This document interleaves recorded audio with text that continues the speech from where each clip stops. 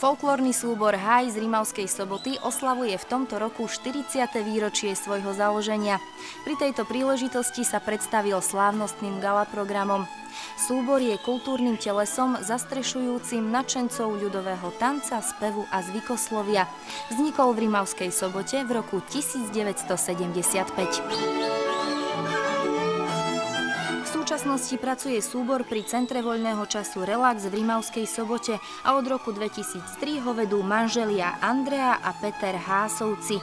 Pod ich vedením počas 13 rokov vzniklo 27 nových choreografií, z ktorých niektoré boli ocenené na celoštátnych a krajských prehliadkach.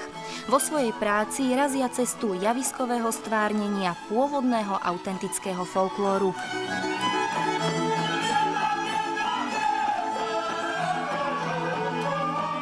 My sa snažíme vzhľadom na to, že žijeme v národnosti zmiešanej oblasti, robiť širší záber, pretože Rimavská Sobota nepatrí medzi typické folklórne oblasti slovenských žijúcich obyvateľov, preto musíme čerpať námet v iných regiónoch. Nebojíme sa zachádzať aj ďalej ako za hranice nášho okresu.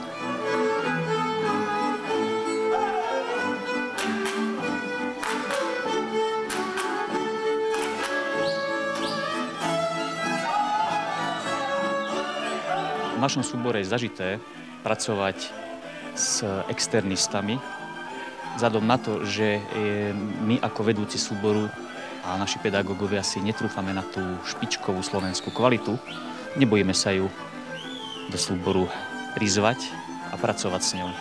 Robíme to už 13 rokov, odkedy vediem tento súbor s manželkou a myslím, že sa nám to plne osvedčuje.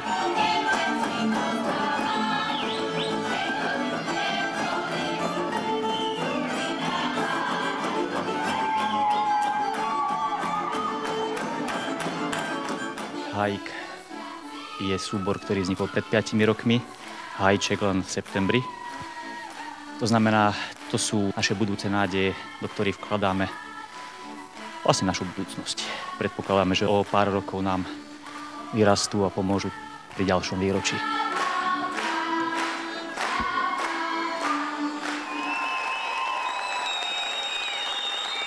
Folklór je moja záľuba už 7 rokov. Začal som sa tomu venovať, keď som začal chodiť na gymnázium a prišiel som k tomu vlastne tak, že ku nám do školy prišli naši vedúci, Peter Hás s Andreou, a rozprávali vlastne o tom folklóre a ja som sa do toho tak započúval a veľmi mi to prišlo. Začal som s tým sympatizovať vlastne odtedy a upútalo ma, kam všade sa dá dostať s tým folklórom a chcel som byť aj v niečom originálny oproti svojim rovesníkom, že nedávať sa len na tie pouličné hrádky alebo chodiť kopať do lopty, ale vlastne uctiť si aj tú našu tradíciu a začať vlastne niečo takéto v mojom meste podporovať naďalej. Všetci sme plní vďaky k našim vedúcim súboru a určite stalo to za to. Sme veľmi radi, že sme naplnili až preplnili sálu nášho mestského kultúrneho strediska.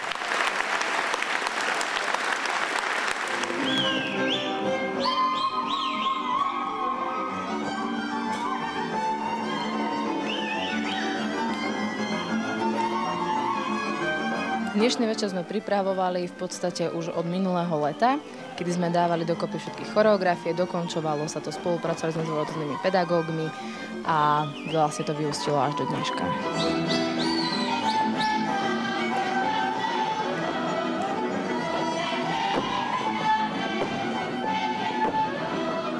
Život a práca v súbore pre mňa znamená všetko. Ja folklór milujem, ja ho mám doslova v žilách a venujem sa mu niekoľkokrát do týždňa, či v tomto folklórnom súbore alebo aj inde. A je to proste dennodennou súčasťou môjho života.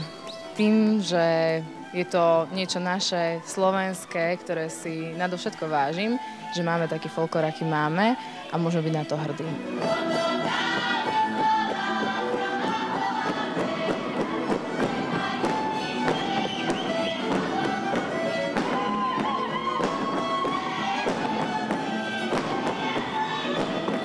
Tanečné regióny celého Slovenska sú mi veľmi blízke, no najmä ten domovský, ten Gemer Malohont a ešte ďalší región, ktorý je mi veľmi blízky, je práve ten východný, či už Zemplín alebo Šariš, pretože momentálne pôsobím ako vysokoškolák v Košiciach a tancujem tam ešte v ďalšom folklórnom súbore Borievka, ktorých veľmi srdečne pozdravujem.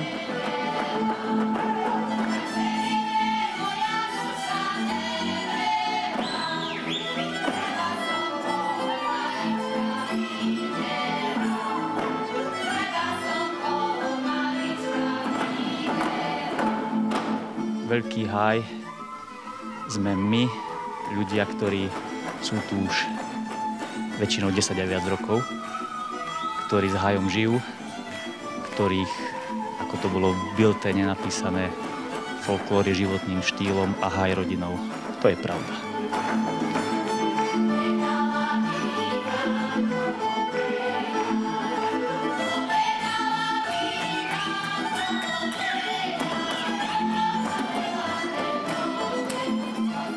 Región, ktorý najviac sa mi páčil, ktorý je môjmu srdcu blízky, je Rejdová, Gemer.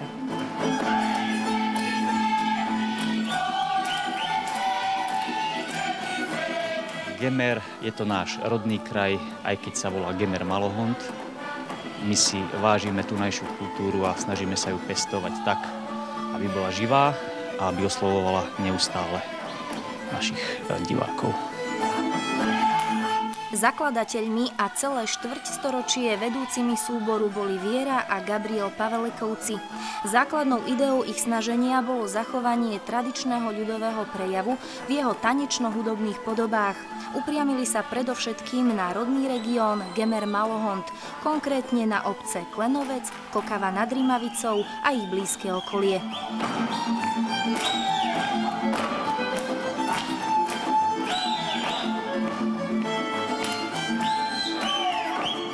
Ja sa o budúcnosť tradičnej ľudovej kultúry na Slovensku nebojím. Mám silný pocit, že mladí ľudia znova objavujú čaro